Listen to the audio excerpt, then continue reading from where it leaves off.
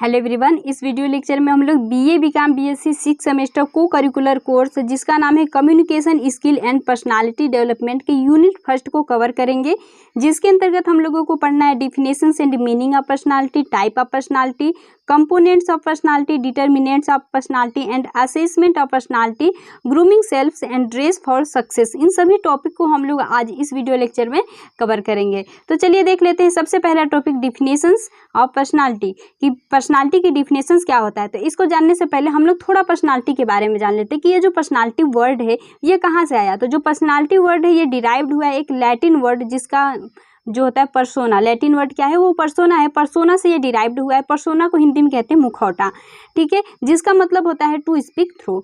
तो आप लोग हमेशा याद रखिएगा कि जो पर्सनालिटी है ये किससे डिराइव्ड हुआ है। तो ये एक लैटिन वर्ड पर्सोना से डिराइव्ड हुआ है। ये आपके एमसीक्यू में पूछा जा सकता है। अब हम लोग डिफिनेशन देख लेते हैं। तो देखिए, डिफिनेशंस को समझने से पहले थोड़ा आप इसको इसी प्रकार से समझ लीजिए, जैसे कि आपको यदि बोला जाए कि किसी भी व्यक्ति का पर्सनालिटी कैसा है तो आपके माइंड में क्या आएगा। पर्सनालिटी का मतलब आएगा कि ऐसा नहीं कि बस उसके फिजिकल अपीयरेंस को आप देख लें कि अच्छा वो व्यक्ति देखने में अच्छा लग रहा है, उसकी हाइट इतनी अच्छी है तो उसकी पर्सनालिटी अच्छी होगी।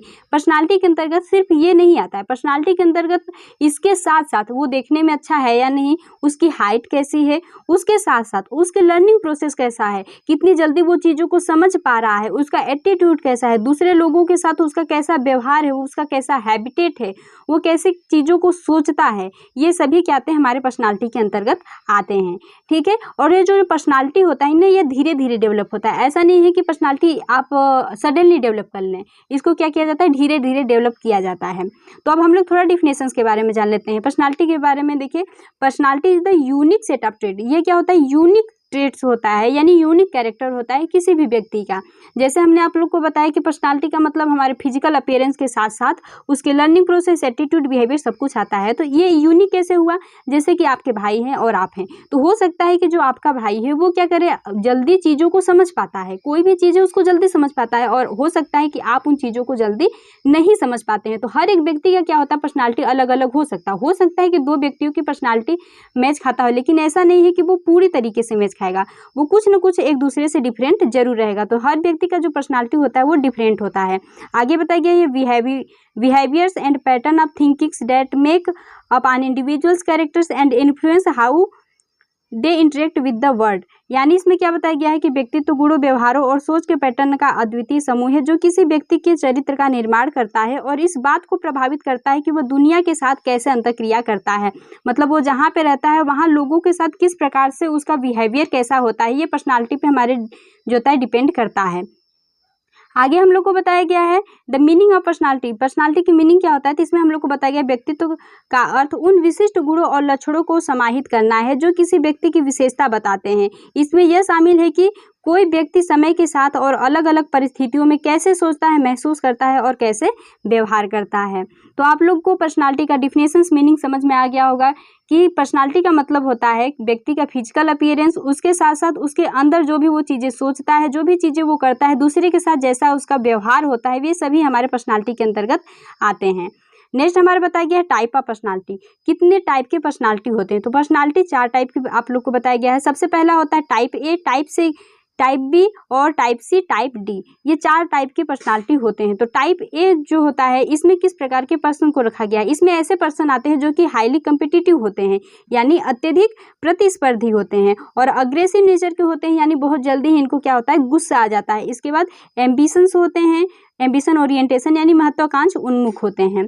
और टाइप बी में किस प्रकार के पर्सन आते हैं, तो टाइप बी में ऐसे पर्सन आते हैं जो लेस कम्पिटिटिव होते हैं, कम प्रतिस्पर्धी होते हैं, फोकस ऑन एंजॉय लाइफ, जो कि जीवन का आनंद लेने पर ध्यान केंद्रित करते हैं कि इतना हमारा जीवन है तो हम अपने जीवन को क्या करेंगे, इंजॉय से जिएंगे। उसके बाद होता है इमेजिनेटिव होते हैं, ये अपने अंदर कल्पना करते रहते हैं, और क्रिएटिव नेचर के होते हैं, और फ्रेंडली होते हैं, लोगों के साथ इनका व्यवहार फ्रेंडली टाइप का होता है। सेल्फ कॉन्फिडेंस इनमें बहुत ही ज़्यादा होता है, और इनके अंदर पेशेंट जो होता है, धैर्यवान होते हैं ये।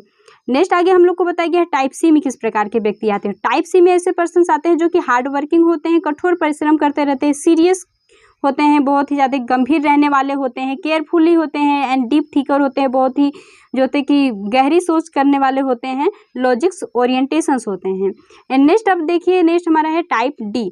टाइप डी में ऐसे पर्सन्स आएंगे जो कि ओवरली कॉशंस होते हैं, यानी अत्यधिक सतर्क रहने वाले व्यक्ति होते हैं, डिस्ट्रेस्ड होते हैं यानी व्यथित होते हैं, ऑलवेज वर्किंग हमेशा काम करने वाले होते हैं, डिप्रेस्ड होते हैं यानी उदास रहते हैं ये हमेशा, एंड एंसियस होते हैं, लो सेल्फ कॉन्फिडेंस होता है, वेरी अ लोट यानी ये चिंतित रहते हैं, आत्मविश्वास में कमी होते हैं, बहुत ही अधिक ये चिंता करने वाले होते हैं। तो ऐसे जो पर्सन्स होते हैं वे टाइप डी के अंतर्गत आते हैं। नेक्स्ट है आप लोग का डिटर्मिनेशन ऑफ पर्सनालिटी, व्यक्तित्व के निर्धारण। कोई भी व्यक्ति का पर्सनालिटी है किस प्रकार से डिटरमाइन होता है कि ये व्यक्ति है तो इसका पर्सनालिटी कैसा होगा, तो ये कुछ फैक्टर्स पे डिटरमाइन होता है, जैसे कि biological factor, cultural factor, social factor and situational factor. जैसे कि बायोलॉजिकल फैक्टर्स में यदि आप देखेंगे तो इसमें क्या होता है कि जैसे हमारा ब्रेन हो गया, ब्रेन जिस तरीके से आप लोग सोचते हैं उसी तरीके से अपने पर्सनालिटी को आप लोग डेवलप करेंगे।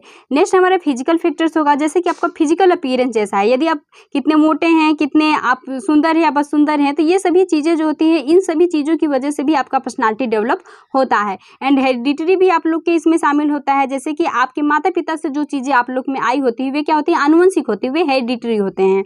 तो हो सकता है जैसे कहा जाता है कि जैसे आपके माता पिता हैं जैसे हैं आप उन्हीं की तरह थोड़ा दिख रहे हैं, तो ये क्या होता है, ये हेरिडिटरी होता है। और कुछ चीज़ें होता है कि जैसे उनका बिहेवियर भी है तो थोड़ा बिहेवियर भी हो सकता है कि उनकी तरीके से हो, तो ये भी क्या होता है हेरिडिटरी में आता है। तो ये बायोलॉजिकल फैक्टर्स होते हैं। नेक्स्ट होता है हमारा देखिए सोशल फैक्टर। सोशल फैक्टर्स में क्या होता है कि जिस इन्वायरमेंट में आप रहते हैं, जैसे समाज में आप रहते हैं उसी हिसाब से आपका पर्सनालिटी डेवलप होता है। जैसे कि यदि आप इस समाज में रह रहे हैं, यहाँ पे जो लोग हैं वो क्या है, पढ़े लिखे हैं, तो वहाँ आप भी यदि रह रहे हैं तो आप उन्हीं की तरह अपने पर्सनालिटी को डेवलप करेंगे, जैसे उन लोगों को देखेंगे उसी तरीके से आप भी अपने पर्सनालिटी को डेवलप करेंगे। और नेक्स्ट आप लोग को बताइए सिचुएशनल फैक्टर, कि जिस हिसाब से आपका सिचुएशंस होता है उस हिसाब से आप अपने पर्सनालिटी को डेवलप कर रहे हैं। जैसे कि यदि आप घर हैं तो आपका जो पर्सनालिटी होगा वो अलग होगा, घर पे आप अलग तरीके से रहेंगे। यदि आप कॉलेज गए तो कॉलेज में दोस्तों के साथ अलग तरीके से रहेंगे, वही आप अपने यदि टीचर्स के सामने हो तो टीचर के साथ क्या करेंगे, अलग तरीके से रहेंगे। ठीक है, तो ये आप लोगों के अलग अलग तरीके से जो होती है अलग अलग जगह पे पर्सनालिटी होती है, क्योंकि हर जगह आप एक जैसी बात नहीं कर सकते हैं, सबकी जो होती है अलग अलग जगह अलग अलग तरीके से आपको करनी पड़ेगी। ठीक है, तो ये हमारे होते हैं सिचुएशनल फैक्टर। नेक्स्ट हमारा दिया गया है असेसमेंट ऑफ पर्सनालिटी, कि व्यक्तित्व का आकलन हम किस तरीके से कर सकते हैं, किसी भी व्यक्ति के पर्सनालिटी के बारे में हम किन किन तरीकों से उसका पता लगा सकते हैं। तो इसका 3 कैटेगरी है, 3 तरीकों से हम व्यक्ति के जो होता है पर्सनालिटी के बारे में बता सकते हैं। सबसे पहला है सब्जेक्टिव मेथड। सब्जेक्टिव मेथड में क्या होता है, इस मेथड का उपयोग हम तब करेंगे जब व्यक्ति के हैबिटेट, एटीट्यूड और उसके बिहेवियर के बारे में जानना होता है तब। इसमें हमारा सबसे पहला आता है इंटरव्यू। इंटरव्यू के माध्यम से हम कैसे कर सकते हैं, इसमें 2 व्यक्ति होते हैं जिसमें एक व्यक्ति क्वेश्चन पूछता है और दूसरा व्यक्ति उसका जवाब देता है। तो इससे हम क्या करते हैं कि जो दूसरा व्यक्ति जवाब देता है वो अपने अनुसार जवाब देता है, तो उससे उसकी पर्सनालिटी के बारे में पता लगा सकते हैं। दूसरा होता है केस हिस्ट्री। केस हिस्ट्री के माध्यम से हम कैसे लगा सकते हैं, इसमें क्या करता है कि जब भी जो व्यक्ति है जिसके बारे में हमें, जिसकी पर्सनालिटी के बारे में हमें जानना है, उसका हम क्या करते हैं कि जब से उसका बर्थ हुआ है तब से लेकर के प्रेजेंट टाइम तक, जब तक वो है तब तक के हम उसके पूरे हिस्ट्री को निकालते हैं, उसके पेरेंट्स से, जहाँ जहाँ पे जो उसके रिलेटिव होते हैं, उनके टीचर से उसके बारे में जानते हैं। उससे क्या होता है, उसके पर्सनालिटी के बारे में पता चलता है। तीसरा होता है ऑटोबायोग्राफी। ऑटोबायोग्राफी में क्या होता है कि कुछ व्यक्ति ऐसे होते हैं जो कि क्या करते हैं, बुक लिखते रहते हैं, अपने रोज के जो जिंदगी में उनके घटित होता है उन चीज़ों को वो एक बुक में लिखते रहते हैं, तो उसको पढ़ करके भी आप उस व्यक्ति के पर्सनालिटी के बारे में पता लगा सकते हैं। नेक्स्ट है ऑब्जेक्टिव मेथड। ऑब्जेक्टिव मेथड में क्या होता है, इसके द्वारा जो भी आप असेसमेंट करेंगे वो क्या होता है, बहुत ही ज़्यादा आप देखेंगे रिलेटेबल होता है और बहुत ही ज़्यादा वैलिड होता है। इसके अंतर्गत सबसे पहला दिया गया है ऑब्जर्वेशन। ऑब्जर्वेशन के द्वारा किसी भी व्यक्ति के बारे में आप कैसे जानेंगे, तो इसमें क्या किया जाता है, व्यक्ति को ऑब्जर्व किया जाता है। जो भी पर्सन होता है उसको डिफरेंट डिफरेंट सिचुएशन दिया जाएगा और उसको ऑब्जर्व किया जाएगा कि वो डिफरेंट डिफरेंट सिचुएशंस में किस प्रकार से वो बिहेव कर रहा है, तो ये ऑब्जर्वेशन के द्वारा किया जाता है।